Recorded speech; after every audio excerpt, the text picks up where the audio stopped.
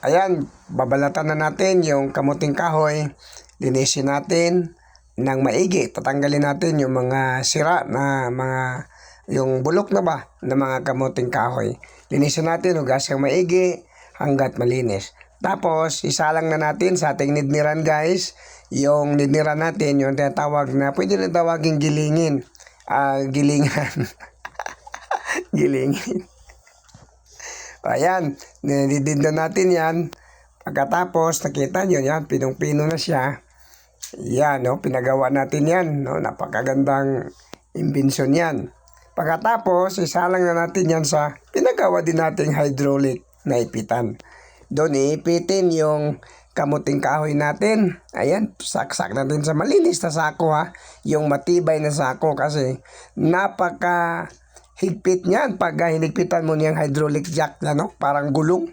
Ayan, so pinagawa natin yan at napakagandang gamitin. Pagkatapos, ihiwalay natin guys yung mga maliliit sa malaki.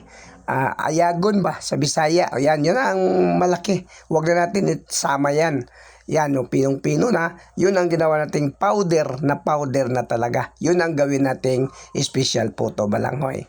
Ngayon, pagkatapos yan guys, magkayod tayo ng niyog. Pero may sikreto sa niyog guys. Huwag niyong isama yung bao. Kailangan ganyan lang guys. Oh. Yung talagang meat lang yung kukunin nyo. Yung coconut meat lang talaga. Yan. Kasi malinis na malinis yan. Pagkatapos, ihalo na natin yan guys. Kung gusto naman, nalagyan ng sugar konti, pwedeng puti, pwedeng brown, depende sa inyo. At depende sa inyo kung gaano katamis. Kayo na magdiskarte. Kung gusto nyo matamis, di damihan nyo ng sugar. Kung gusto nyo kataman-taman, tama-tama lang. Katamtaman pala. Yan, hinalo na guys. Haloin na natin yan. Pagkatapos paghalo, ay isasalang na natin yan sa ating imbento pa rin na steamer.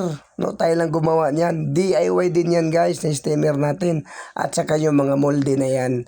Yung mga molde na yan guys, magulat ka, hindi siya matutunaw. Kahit lagayan ng margarine lang guys. Yan, lagyan natin yan. Mayroon siyang brown sugar. Nakita nyo una. Lagyan natin ng cheese.